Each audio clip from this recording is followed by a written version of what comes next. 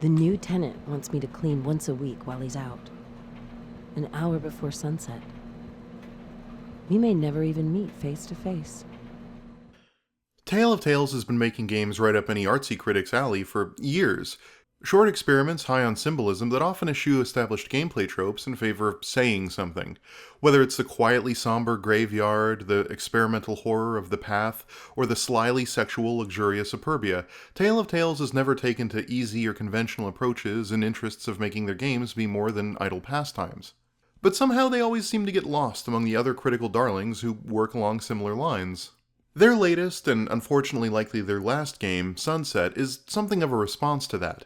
It's Tale of Tales' attempt at making a, for lack of a better phrase, art game aimed at a wider audience. The game takes great pains to present itself in a way that a general game-playing public might be more familiar with. It's less abstract than their previous titles, it has a straightforward 3-act structure, it tries to keep to conventional first-person game inputs, and the result is a unique, if flawed, little gem. The game finds you playing as Angela Burns, an American expatriate living in the fictional South American country of Manchuria, who has taken up housekeeping as a way of making ends meet. Your employer, Gabrielle, has asked you to come by each day at sunset to clean, and perform any additional household tasks he might have in mind, in his swank apartment overlooking Manchuria's capital of San Bavan. While you never see one another in person, you slowly get to know each other through changes to the apartment. Angela sees what Gabrielle brings home or buys, and Gabrielle sees the way Angela performs her tasks.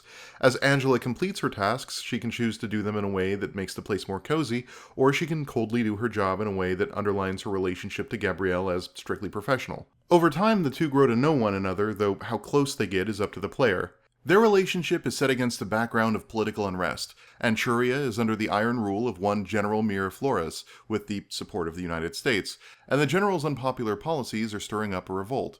Each day you clean while the political situation in the country slowly unravels around you as you grow to understand more about the man whose house you work in.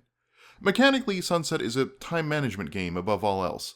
Each activity Gabrielle asks of you takes a set amount of time, and the remainder can be spent sitting in your thinking chair, writing in your diary, and getting to know Angela, doing various cleanup tasks around the house for Gabrielle, or simply leaving work early. The game tries to encourage a small bit of role-playing. How do you think Angela would arrange the books? In a fun way that teases her boss, or a straightforward and professional way? Is she interested enough in Gabrielle to leave the lights on for him when he comes home after dark? Do you think she would go home early or take advantage of this posh penthouse that she has access to for an hour every day in order to do some writing? However, the role-playing is slightly undercut by two things. First, the game's refusal to let players understand where certain curtly worded requests are supposed to happen leads to frustration. When the note is clean the windows and none of the obvious windows seem to trigger the event, you'll spend a lot of time clicking everything in a desperate attempt to make progress. The lack of objective markers is almost certainly intentional. They're obtrusive and gamey and discourage exploration of the whole house by suggesting you make a beeline to objectives.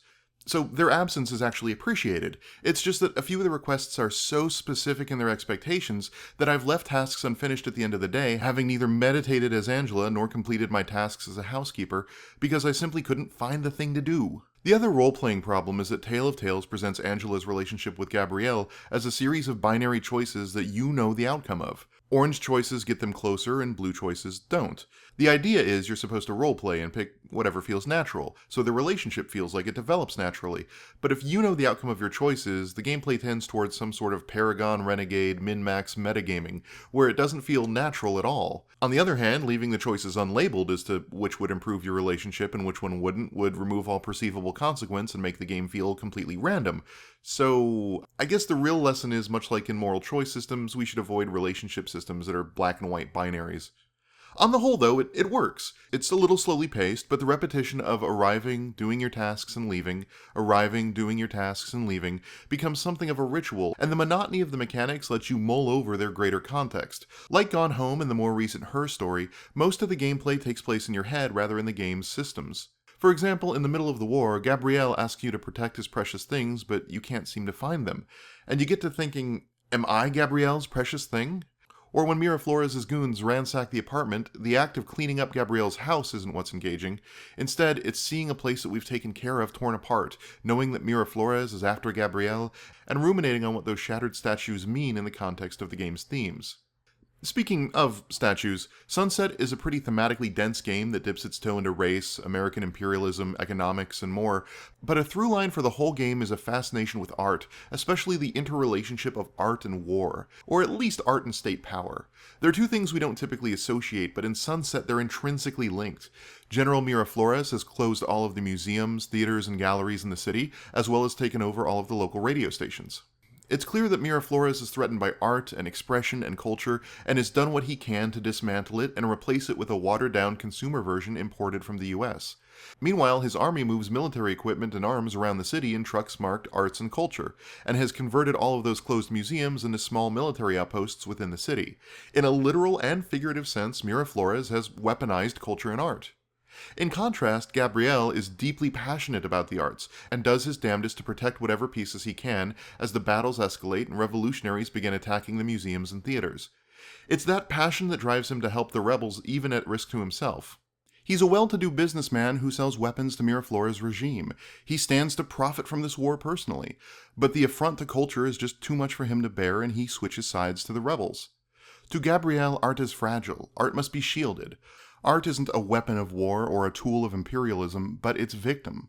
Among the statues Gabriel collects are many two-faced idols, presumably a nod to Janus, the two-faced god of beginnings, endings, doorways, and transitions, which seems fitting since Sunset is also, at least in part, a game about transitions, about endings giving way to new beginnings, strangers becoming not strange, and peace becoming war, or vice versa. It's less about the act of transition and more about the process of transition. It's about the time in between two states and the conflict and pain and beauty that exists there. The whole game takes place during the magic hour, that last hour of sunlight where everything is baked in golden red hues as the day quietly dissipates and night seeps in. It's the sort of light that's simultaneously gorgeous and frightening, neither day nor night but something in between along the way. And that theme fits in with Angela's tumultuous relationship with Gabriel and Anchuria's march to depose Miraflores. The game is less about revolutionary battles and more about wondering if you're still comfortable with your ethical calculus after your decisions have resulted in fighting and loss of life. Less about the meet cute and the cuddles and more about those moments where you see something beautiful in someone you barely know and wonder if there could be something more there. In the wake of Tale of Tales' announcement that they intend to leave games behind due to poor sales, though, the theme of being caught in a moment of transition has taken on a more concrete meaning. I was in the midst of writing the script when the news broke, and a game that had comparatively little coverage suddenly had a bunch of think pieces about the game's financial failure and what that meant. Sunset was on its way from being an overlooked little indie title to a symbol of greater importance. This sort of thing always kinda sucks. Why mourn this game and not any other struggling developers who haven't had the success they've longed for? The unfortunate reality is that indies close shop every day, and we don't hear from most of them. So, why Sunset? Well, the game's incredibly influential pedigree aside, seriously, Tale of Tales has been doing this for a while and losing their voice sucks. It shows how fragile the infrastructure for this sort of game really is. As an industry, we don't really fund them. Success stories like Gone Home and Papers, Please are self-published, with the developers taking on almost all the risk themselves, and if they flop, the devs take the hit. But because titles like that made money, we don't really think of the implications of the funding model for them. That's not the only way to fund your game, of course. In addition to self-funding, Tale of Tales has relied on art grants and, more recently, Kickstarter. None of these methods fully alleviate the developer's risk, though, and the only people who can really afford to take a risk on a big artsy game and lose are publishers who can recoup a failure with other, more successful titles. But publishers aren't typically interested in financing anything that pushes boundaries or isn't easily packaged and sold. Experimental stuff tends to defy easy classification. It ignores assumptions. It questions why established orders are the way they are, and often stuff like this isn't built for an audience. Not everything worth expressing should exist to be consumed as the games industry understands it. Like, this image is usually used to mock DLC practices, but it also does a decent job of explaining why the concept of small, standalone games with niche audiences would be completely alien if you pitched it to a publisher. Sunset's failure has also kicked off some discussions about the need for games to be fun, but I've said my piece on that elsewhere. So let's finish by looking at the interaction of the free market and art. There has been, for many years now, a "if you build it, they will come" philosophy in commercial indie circles. This stems from a lot of places, from the fetishistically entrepreneurial spirit of the games and tech sectors, to the downplaying of failures and celebration of runaway successes like Minecraft or the games featured in Indie Game the Movie. Everyone's just $200,000 of debt and 2 years of 80-hour work weeks away from being a millionaire with a hit indie game. And what Sunset shows is that if you build it, they might not come, especially if your game is in the least bit challenging. And as a subculture, games are fundamentally ill-equipped to deal with this. Consumers want to be placated and pandered to, and when they're not, well... And it's not just gamers, it's not just the audience. I've seen multiple times indie developers telling other struggling indies to basically get good. That the market didn't want what they wanted to sell, so therefore what they needed to do is get cracking on something people would actually buy. It's a poisonous mentality that equates worth with value. Look, I'm not saying that Sunset deserved success, whatever that means, just for being artsy. People are going to buy whatever it is they're going to buy.